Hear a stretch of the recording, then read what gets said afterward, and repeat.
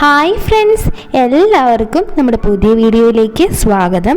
ഇന്ന് ഞാൻ വന്നിട്ടുള്ളത് ഈ ഒരു ചൂട് സമയത്തും ഇഫ്താറിൻ്റെ സമയത്തൊക്കെ കുടിക്കാൻ പറ്റിയ അടിപൊളി ടേസ്റ്റുള്ള ഒരു തണ്ണിമത്തൻ ഡ്രിങ്കിൻ്റെ റെസിപ്പിയുമായിട്ടാണ്.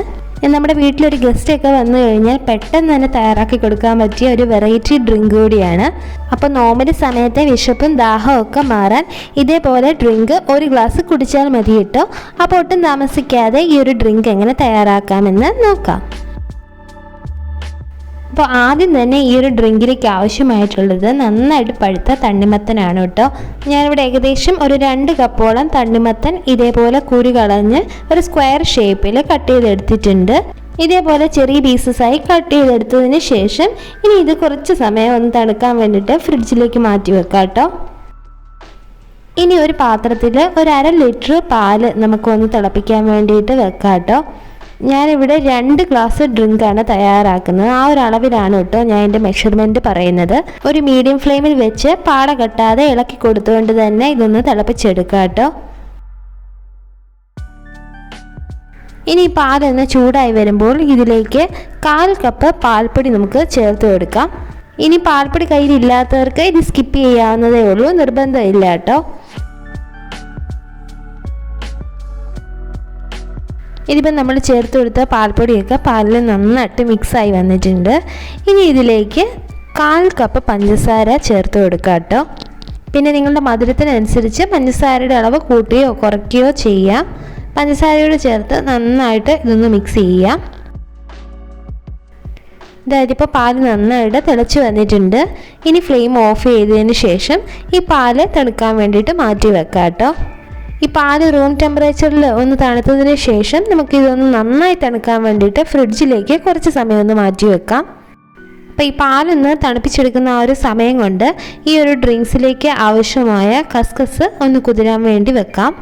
ഞാനിവിടെ ഒരു ബൗളിലേക്ക് 1 ടേബിൾ സ്പൂൺ കസ്കസ് ആണ് കേട്ടോ ഇട്ടിട്ടുള്ളത്. ഇനി ഇതിലേക്ക് കുറച്ച് വെള്ളം കൂടെ ചേർത്ത് ഒന്ന് മിക്സ് ചെയ്ത് കുതിരാൻ വേണ്ടിയിട്ട് ഒന്ന് മാറ്റി വെക്കാം കേട്ടോ. ഇത് അധികം സമയമൊന്നും എടുക്കില്ല, പെട്ടെന്ന് തന്നെ ഇത് കുതിർന്ന് കിട്ടും. ഇതായിപ്പോൾ പാലൊക്കെ നന്നായിട്ട് തണുത്ത് വന്നിട്ടുണ്ട്, ഫ്രിഡ്ജിൽ നിന്ന് പുറത്തേക്ക് എടുത്തിട്ടുണ്ട്. ഇനി ഇതിലേക്ക് നമ്മൾ ചേർത്ത് കൊടുക്കുന്നത് റോസ് സിറപ്പാണ് കേട്ടോ. ഞാനിവിടെ 1/4 കപ്പ് റോസ് സിറപ്പാണ് ചേർത്ത് കൊടുക്കുന്നത്. ഈ റോസ് സിറപ്പ് ഷോപ്സിലൊക്കെ അവൈലബിൾ ആണ് കേട്ടോ. ഇതോട് ചേർക്കുമ്പോൾ ഒരു പ്രത്യേക ടേസ്റ്റും ഫ്ലേവറും മാത്രമല്ല ഈ ഡ്രിങ്കിന് ഒരു പിങ്കിഷ് കളറും കിട്ടും.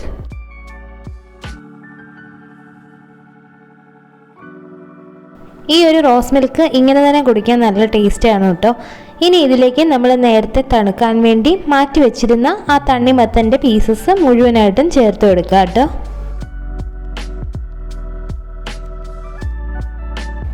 അതോടൊപ്പം തന്നെ നേരത്തെ നമ്മൾ കുതിരാൻ വേണ്ടി മാറ്റി വെച്ചിരുന്ന ആ ഒരു കസ്കസ് ഇല്ലേ, അത് മുഴുവനായിട്ടും ചേർത്ത് കൊടുക്കാം.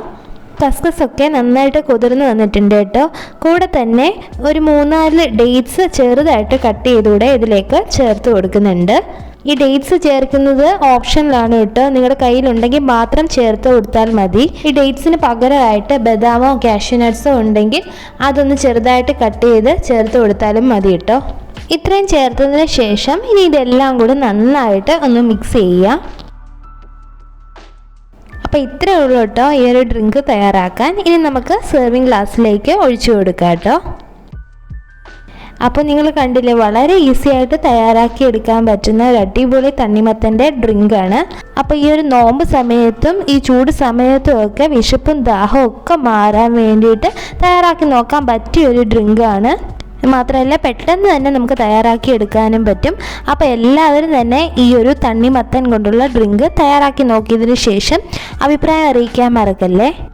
വീഡിയോ ഇഷ്ടമെങ്കിൽ ലൈക്ക് ചെയ്യാനും ഷെയർ ചെയ്യാനും സബ്സ്ക്രൈബ് ചെയ്യാനും മറക്കല്ലേ. സബ്സ്ക്രൈബ് ചെയ്യുമ്പോൾ തൊട്ടടുത്തുള്ള കുഞ്ഞു ബെല്ലൈക്കൺ കൂടെ ഒന്ന് എനേബിൾ ചെയ്തേക്കണേ. അപ്പോൾ ഇനി അടുത്തൊരു ഇഫ്താർ റെസിപ്പിയുമായി കാണുന്നത് വരെ ബൈ ബൈ, ടേക്ക് കെയർ.